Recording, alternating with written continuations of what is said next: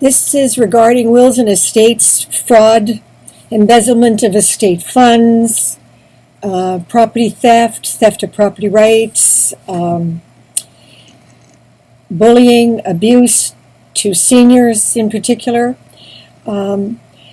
This is really important. Cost me 17 years and hundreds of thousands of dollars later, so I'm sharing with you for free some information. When you have your income stolen, or say you have rental income and somebody takes possession of your property, as my brother did, and fraudulently keeps all the rent for himself, even though as a co-owner you're entitled, whatever. And you go to the police and they won't help you. And you go to the lawyers and they keep you in court. Yeah, well, the police twice, 2008 and 2015, refused to help me. And they said it wasn't a criminal offense in Canada. Now I'm talking about crime in Canada. But nevertheless, I think even if you're in Pakistan, this is something that people should know.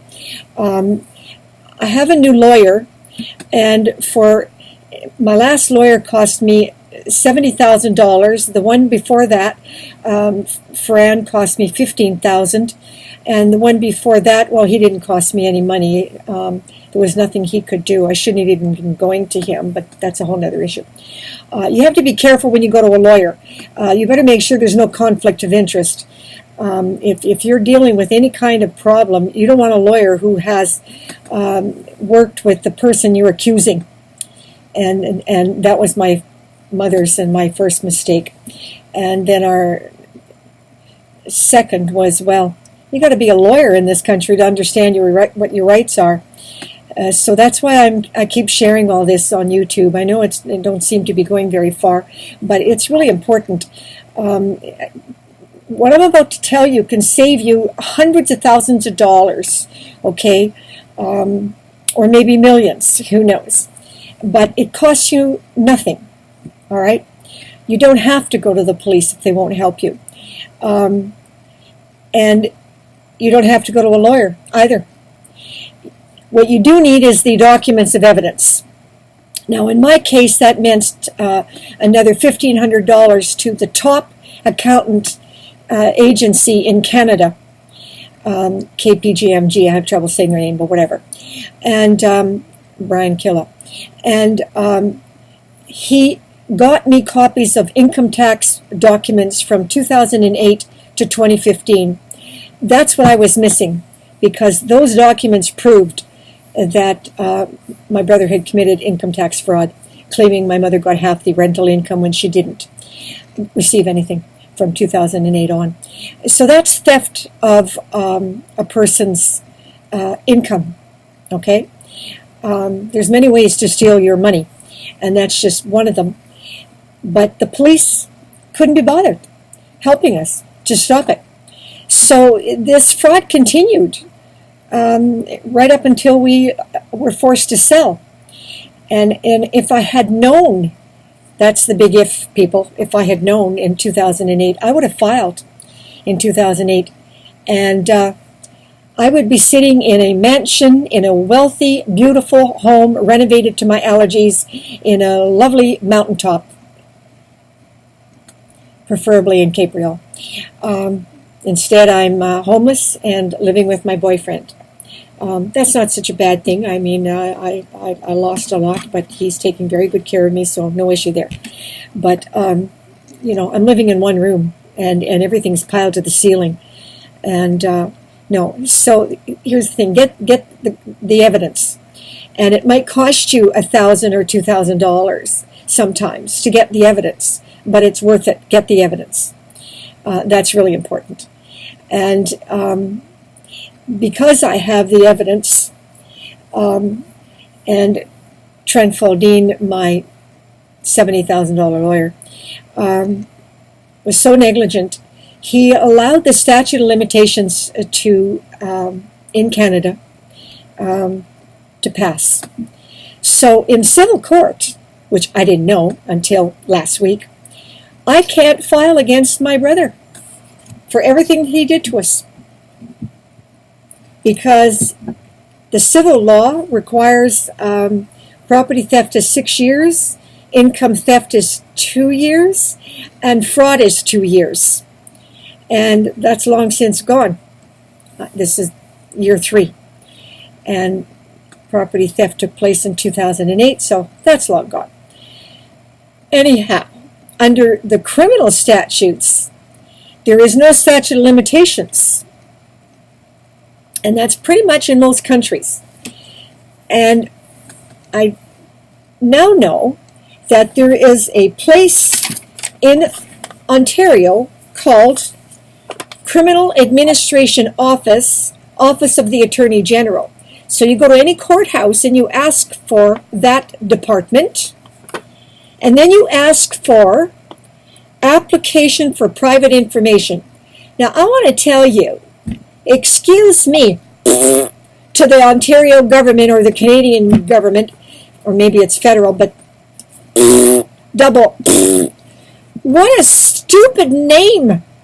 Now, 3 years ago, a dear friend, a retired policeman, mentioned to me that there was something in some way, and he wasn't sure how he did it, but he knew that people could do it, to get a judge. Well, it's not a judge. It's a justice of the peace. That's the name. I guess he is a judge, but he's called a justice of the peace. I love these names. Now, how in the hell am I supposed to know? I thought a justice of the peace was the guy that married you. Not the person who files a criminal charge, but welcome to my world.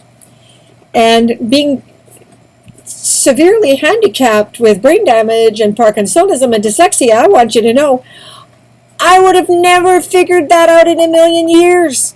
But Mr. Longstreet, God bless him, for a 1-hour fee, boom, told me that information. And if I'd gone to him 17 years ago, oh, by God, the if-onlys, all my regrets. I should have stayed in New York. Anyway, sidetracking. But again, Criminal Administration Office. So even in another country, there's got to be a department. And they're going to have a stupid name for the form. And you'll have to dig around and ask around. But if you do enough of it, you're going to get the information. But of course, I did go to the Law Society, and they didn't provide me with any information. And I went to Legal Aid, and they didn't know what I was talking about. So, it's not always so easy. So the form name is Application for Private Information. That's the form you get to serve a bond, a peace bond against somebody who's harassing you. And if you want to file any assault charges privately as an individual, it's your right. That's what you do when the police won't help you. Or, in my case, fraud, income tax fraud, and theft of income. And that's really important to know. And I really, sorry that this is like 9 minutes long, but this could be your life, your children's life, your grandchildren's life. Write it down. Don't forget it, because you never know when some thief is going to take you for everything you've got. And it doesn't have to be a stranger. It can be somebody you know and love. Yeah. In fact, more often, that's who it is. I have never been as ripped off by strangers as I have by